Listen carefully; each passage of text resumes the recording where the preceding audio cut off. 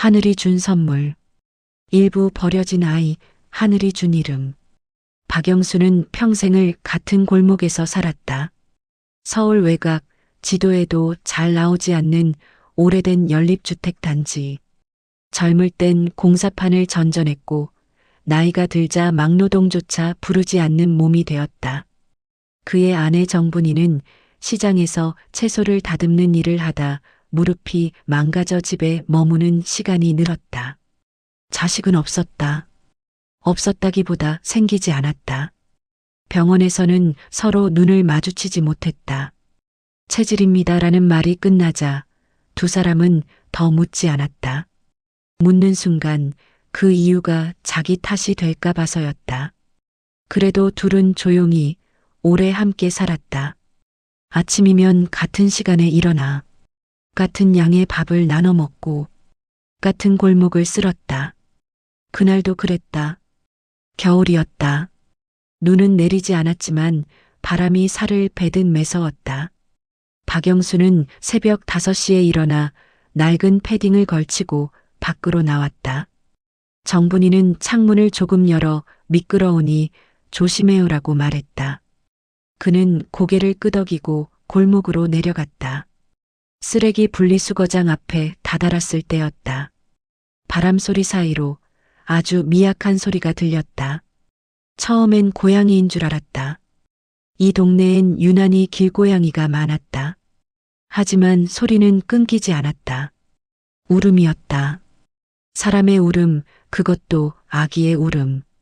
박영수는 허리를 굽혀 소리가 나는 쪽을 보았다. 파란 담요 하나가 종이박스 위에 얹혀 있었다. 그 안에서 작은 손이 꿈틀거렸다. 이런, 그는 담요를 조심스럽게 걷었다. 얼굴이 벌겋게 달아오른 갓난아이였다. 입술은 이미 파랗게 질려 있었다. 한순간 머릿속이 하얘졌다. 이 아이를 안아야 할지, 어디로 데려가야 할지, 경찰을 불러야 하는지조차 떠오르지 않았다. 그는 아이를 안고 집으로 뛰었다. 문이 열리자 정분이는 놀라 소리를 질렀다. 여보, 그게 뭐예요? 박영수는 말없이 아이를 내밀었다. 정분이는 아이를 보는 순간 손이 먼저 움직였다. 이 아이 얼어 죽겠어요. 그녀는 아이를 안아 품에 넣고 전기장판을 켰다. 자기 외투를 벗어 아이를 덮어주며 중얼거렸다. 어쩌다 이런데 버려졌을까? 아이는 잠시 울다가 이내 조용해졌다. 마치 그 품이 안전하다는 걸 아는 것처럼. 박영수는 그 모습을 한참 바라보다가 말했다. 여보, 네, 이 아이 하늘이 준 거 아닐까? 정분이는 대답하지 않았다. 그저 아이의 등을 천천히 쓸어내렸다. 그러다 조용히 말했다. 하늘이 그냥 2번 주진 않잖아요. 이렇게까지 해서 보내줬으면 이유가 있겠죠. 그날 아침 그들은 경찰서에 가지 않았다. 병원부터 갔다. 의사는 아이를 보고 말했다. 조금만 늦었으면 위험했어요. 그 말에 정분이는 고개를 숙였다. 아이의 손을 놓지 않은 채 서류를 작성하며 아이의 이름을 적는 칸에서 간호사가 물었다. 아이 이름은요? 둘은 서로를 바라보았다. 잠시 침묵이 흘렀다. 박영수가 말했다. 천보여, 뜻은요? 하늘이 준 보물입니다. 그날 이후 집안의 공기가 달라졌다. 밤에 울음소리가 났고 분유 냄새가 났고 쌀이 빨리 떨어졌다. 힘들었지만 집은 이상하게 따뜻했다. 정분이는 아이를 안고 하루 종일 말을 걸었다. 천보야, 오늘은 햇빛이 좋네. 천보야, 할아버지가 내 아빠야. 박영수는 아이를 안는 게 서툴렀다.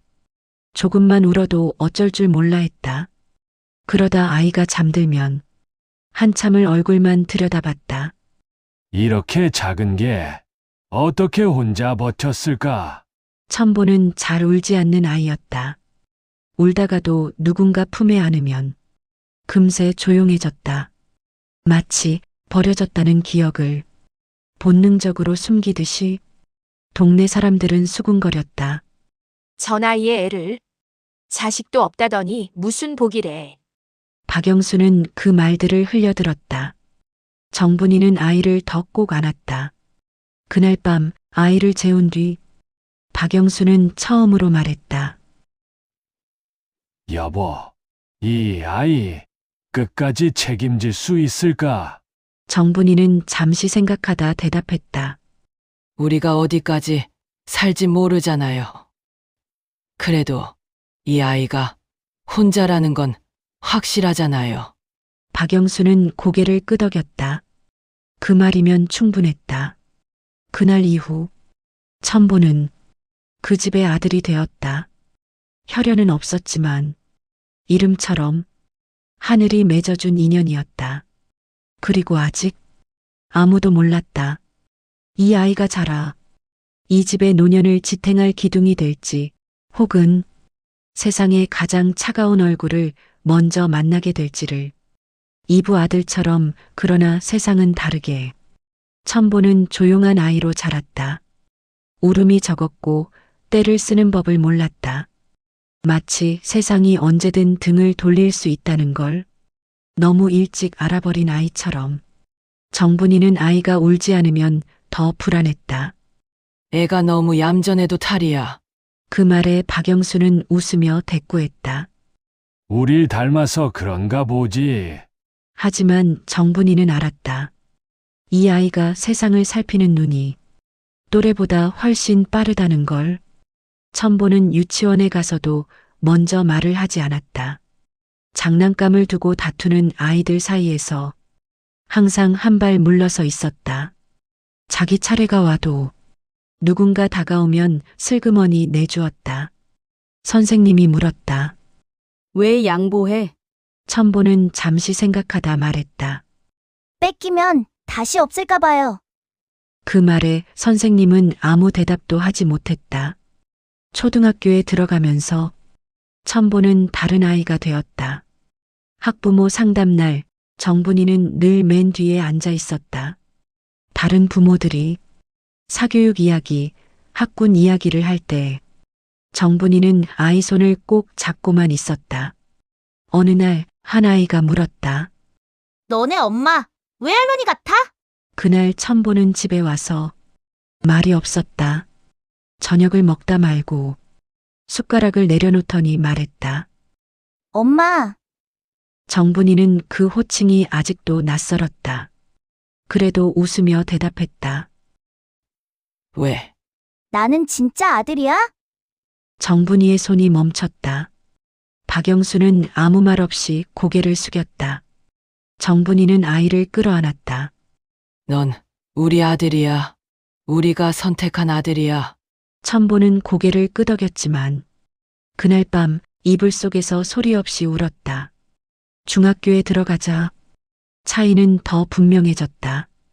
부모 직업 조사서, 가족 사진 제출, 보호자 연락망. 천보는 늘 맨 마지막에 이름이 불렸다. 부모님 직업은 없어요. 없다고. 일하세요. 그냥 연세가 많아요. 그날 이후 천보는 스스로를 설명하지 않게 되었다. 설명하면 항상 더 많은 질문이 돌아왔기 때문이다. 박영수는 늙어가고 있었다. 무릎은 자주 붓고 손은 힘을 잃었다. 그는 공사판 일을 완전히 그만두고 아파트 경비 아르바이트를 시작했다. 밤 근무가 많았고 아침마다 얼굴이 더 창백해졌다. 천보는 그걸 알고 있었다. 그래서 더 말이 없었다. 학원에 가고 싶다는 말도 새 신발이 필요하다는 말도 하지 않았다. 정분이는 어느 날 아이 신발 바닥이 다 닳아있는 걸 보고 그 자리에서 울었다. 왜 말을 안 해? 천보는 고개를 숙였다. 괜히 말하면 엄마 아빠 힘들어질까봐. 그날 밤 박영수는 술을 마셨다. 그리고 처음으로 말했다. 내가 더 벌었어야 했는데. 정분이는 고개를 저었다. 아니에요. 이 아이는 우리 때문에 부족해진 게 아니에요. 하지만 둘 다 알고 있었다. 세상은 그렇게 생각하지 않는다는 걸. 고등학교 졸업을 앞두고 천보는 취업을 선택했다. 대학은 나중에 갈게요. 박영수는 말리지 않았다. 말릴 힘도 대안도 없었다. 천보는 물류센터에 취직했다. 계약직이었다. 밤샘 근무, 무거운 짐, 쉴 틈 없는 시간. 그래도 천보는 불평하지 않았다. 집에 오면 부모보다 먼저 밥상을 차렸다. 아들, 힘들지 않냐? 괜찮아요. 그 말은 늘 같은 톤이었다. 어느 날 밤 천보는 퇴근길에 혼잣말을 했다. 괜찮아. 나는 혼자서도 괜찮아. 그 말이 자기 자신을 위한 위로인지 버티기 위한 주문인지는 그 자신도 몰랐다. 그가 몰랐던 건 그 말이 곧 시험대에 오르게 된다는 사실이었다. 세상은 늘 준비되지 않은 사람에게 먼저 증명하라고 요구했으니까. 3부 누명은 조용히 시작됐다. 물류센터의 밤은 늘 같았다. 형광등 불빛 아래에서 시간은 흐르지 않는 것처럼 보였다. 컨베이어 벨트는 쉼없이 돌아갔고 사람들은 말없이 움직였다. 천보는 그곳에서 눈에 띄지 않는 사람이었다. 일을 빨리 했고 불평하지 않았고 야간 근무 요청이 오면 거절하지 않았다. 관리자는 그런 그를 좋아하지도 싫어하지도 않았다. 그저 말 잘 듣는 계약직 정도로만 기억했다. 사건은 비 오는 새벽에 일어났다. 고가의 전자제품 몇 박스가 창고에서 사라졌다. 출고 기록에는 없고 입고 기록에도 없었다. 센터장은 얼굴을 찌푸리며 말했다. 이건 내부 소행이야. CCTV를 돌렸다. 사각지대가 있었다. 그리고 그 시간 그 구역에서 근무하던 사람은 천보였다. 이 친구 누구야? 계약직입니다. 혼자 사는 애고요. 그 말이 모든 설명이 되었다. 경찰서 조사실은 생각보다 작았다. 천보는 의자에 앉아 두 손을 무릎 위에 올려두었다. 등을 곧게 펴고 있었다. 그 시간에 거기 있었죠? 네, 그럼 물건 어디 갔는지 압니까? 모릅니다. CCTV 사각지대인데 그래도 모릅니다. 형사는 한숨을 쉬었다. 이런 사건 솔직히 누가 했는지 다 압니다. 천보는 고개를 들지 않았다. 말을 더하면 더 꼬일 것 같았다. 부모님은? 집에 계십니다. 직업은? 없습니다. 형사는 펜을 내려놓고 잠시 천보를 바라봤다. 연락할 보호자는요? 천보는 잠시 망설이다 말했다. 연세가 많으셔서 여기까지 오시기 힘들 겁니다. 그 말이 천보를 더 혼자로 만들었다. 집으로 연락이 갔다. 정분이는 전화를 받자마자 목소리가 떨렸다. 우리 아들이요? 무슨 말씀이세요? 박영수는 말없이 외투를 입었다. 비 오는 밤이었다. 무릎이 아팠지만 그날은 아픈 줄도 몰랐다. 경찰서 앞에서 둘은 한참을 서 있었다. 아들이 그런 애가 아닙니다. 우리가 키웠어요. 우리가. 말은 자꾸 끊겼다. 눈물이 먼저 나왔다. 담당 형사는 고개를 끄덕이긴 했지만 서류는 그대로였다. 증거가 있어야 합니다. 증거. 그 단어는 노부부에게 너무 멀었다. 며칠 후 센터에서는 계약 해지 통보가 왔다. 사유는 간단했다. 신뢰 훼손. 천보는 집에 돌아와 아무 말도 하지 않았다. 정분이는 밥을 차려놓고 몇 번이나 불렀다. 천보야. 그는 숟가락을 들었다 놓았다를 반복하다. 조용히 말했다. 엄마, 괜히 나 때문에. 그 말에 정분이는 소리내 울었다. 괜히가 어디 있어? 우리가 너를 데려온 게 괜히야? 그 질문은 천보에게 더 큰 상처였다. 소문은 빠르게 퍼졌다. 거기 있던 애가 그 애라며? 부모도 없는 애라더라. 그 말들이 골목을 타고 집까지 들어왔다. 박영수는 밖에 나가는 걸 줄였다. 정분이는 창문을 닫았다. 천보는 자기 방에 오래 머물렀다. 밤이 되면 그는 속삭이듯 말했다. 괜찮아. 이 정도는 버틸 수 있어. 하지만 그 말은 점점 힘을 잃어갔다. 며칠 뒤 사건은 검찰로 넘어갔다. 천보는 구속 여부 심사를 기다리게 되었다. 그날 밤 박영수는 처음으로 말했다. 내가 좀 더 잘 살았으면 이런 일은 없었을까? 정분이는 고개를 저었다. 하지만 대답하지 못했다. 둘 다 알고 있었다. 이 세상엔 잘못이 없어도 약하다는 이유로 죄인이 되는 사람들이 있다는 걸. 천보는 유치장에서 하룻밤을 보냈다. 차가운 바닥, 낯선 숨소리들. 그는 눈을 감고 어릴 적 기억을 떠올렸다. 쓰레기장역, 담요, 따뜻한 품, 하늘이 준 선물. 그 말이 지금도 유효한지 그는 처음으로 의심했다. 사부 울음으로는 부족했던 세상. 정분이는 그날 이후 잠을 거의 자지 못했다. 눈을 감으면 천보의 얼굴이 떠올랐다. 아이가 아니라 어른이 된 얼굴이었다. 말없이 고개를 숙이고 있던 모습. 내가 더 일찍 데려갔어야 했나? 그날 전화 받자마자 바로 갔어야 했나? 자책은 끝이 없었다. 박영수는 새벽마다 깼다. 유치장에 있는 천보가 지금쯤 어떤 바닥에 누워 있을지, 담요는 충분한지, 밥은 먹고 있는지, 그런 것들이 머릿속을 떠나지 않았다.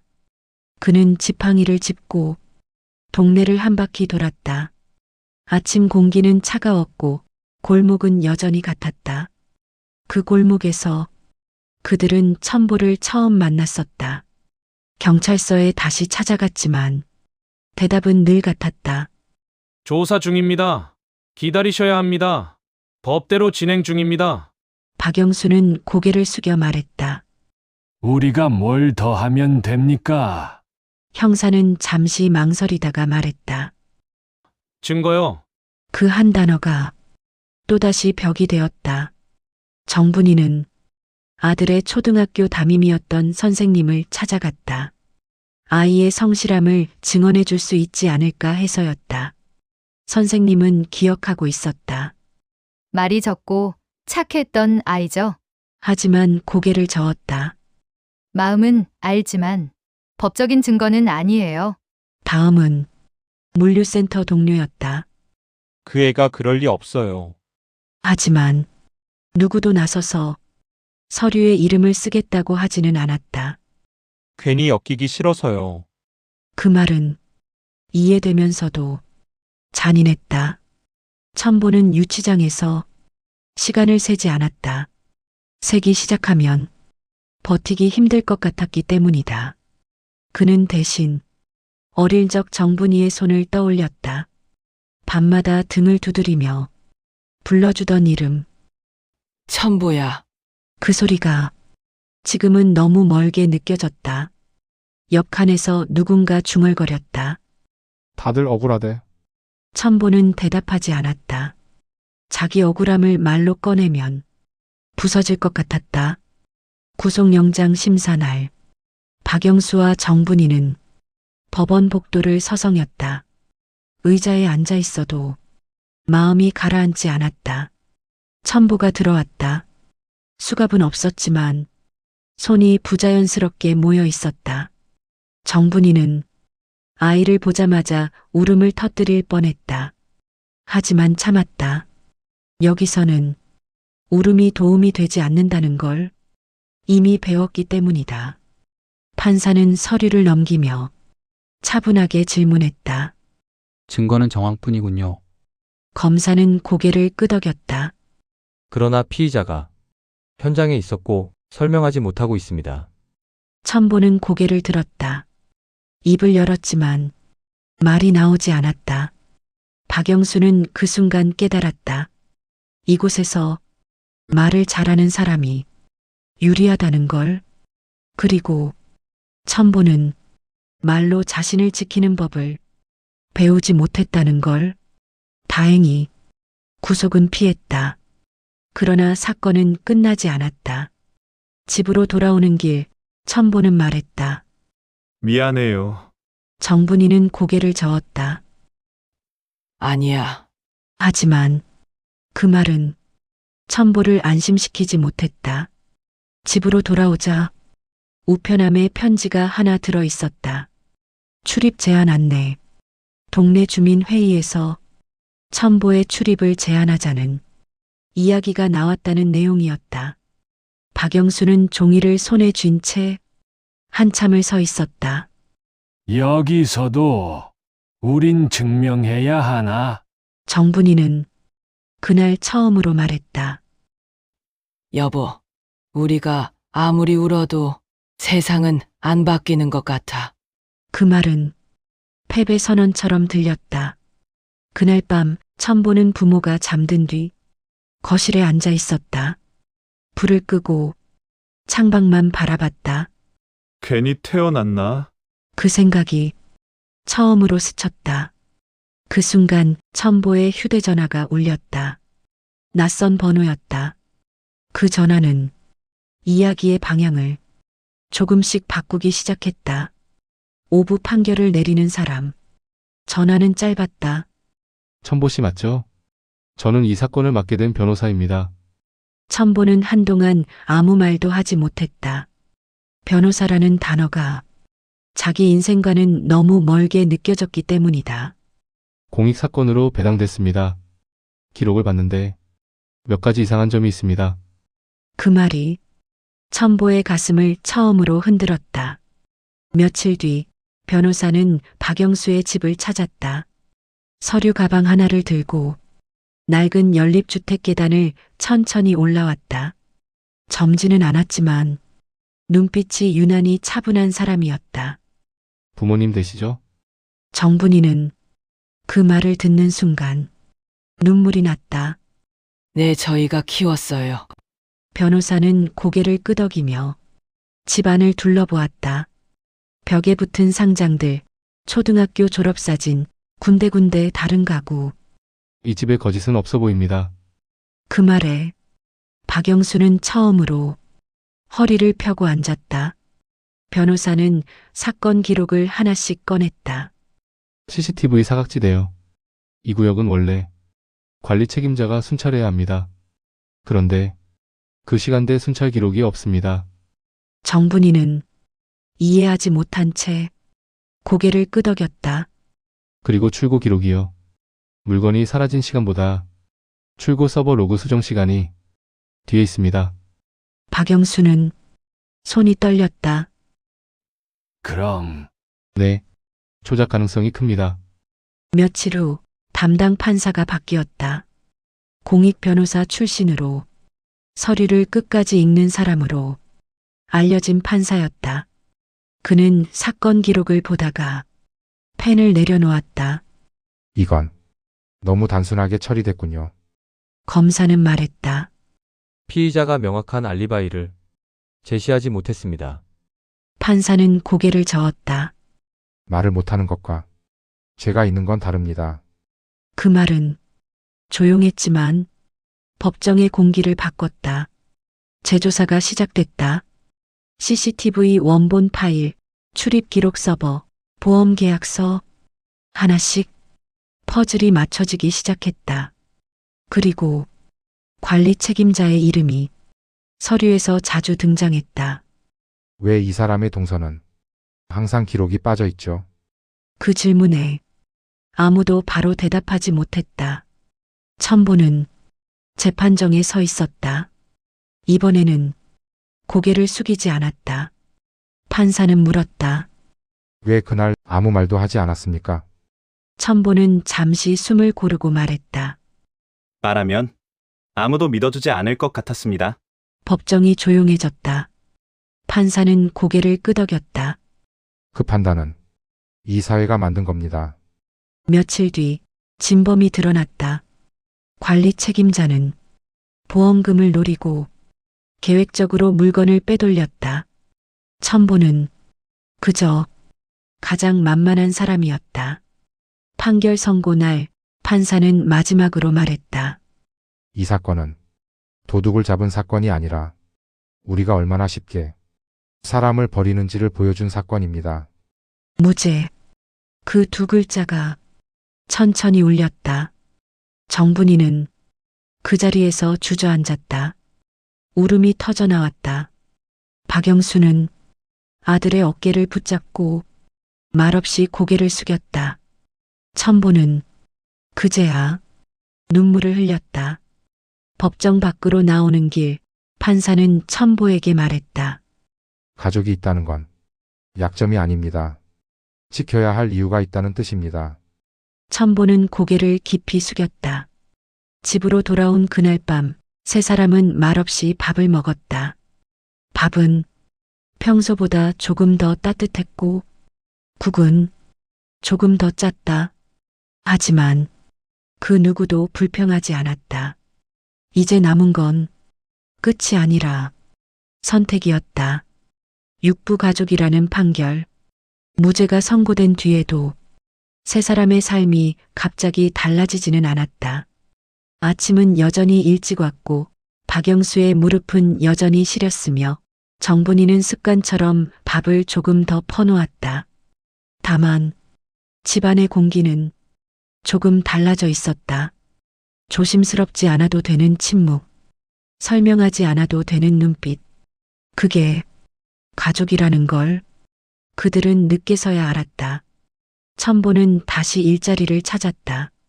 이번에는 서류에 무죄 판결이 명시되어 있었다. 면접관이 물었다. 힘들었겠네요. 첨보는 고개를 끄덕였다. 그리고 처음으로 덧붙였다. 그래도 믿어준 사람이 있었습니다. 그 말은 거짓이 아니었다. 박영수는 동네 경비 일을 그만두었다.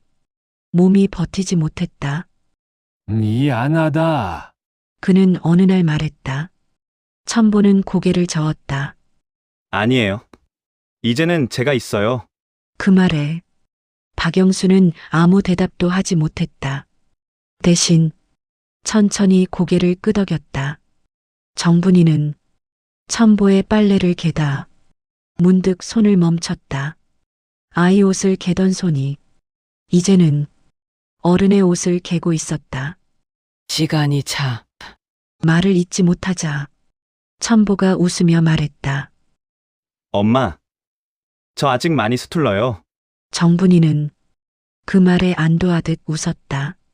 어느 날 첨보는 병원에 다녀오는 길에 부모를 카페로 데려갔다. 여기 커피가 괜찮대요. 정분이는 메뉴판을 한참 들여다봤다. 이게 뭐라고 적힌 거냐? 첨보는 웃으며 말했다. 천천히 보셔도 돼요. 그는 커피를 받아 부모 앞에 내려놓았다. 그리고 조심스럽게 말했다. 아버지, 어머니, 누가 뭐래도 저는 두 분이 제일 멋있어요. 박영수는 그 말을 듣고 한참 동안 아무 말도 하지 못했다. 법정에서 들었던 말보다 무죄라는 두 글자보다 그 한마디가 가장 크게 울렸다.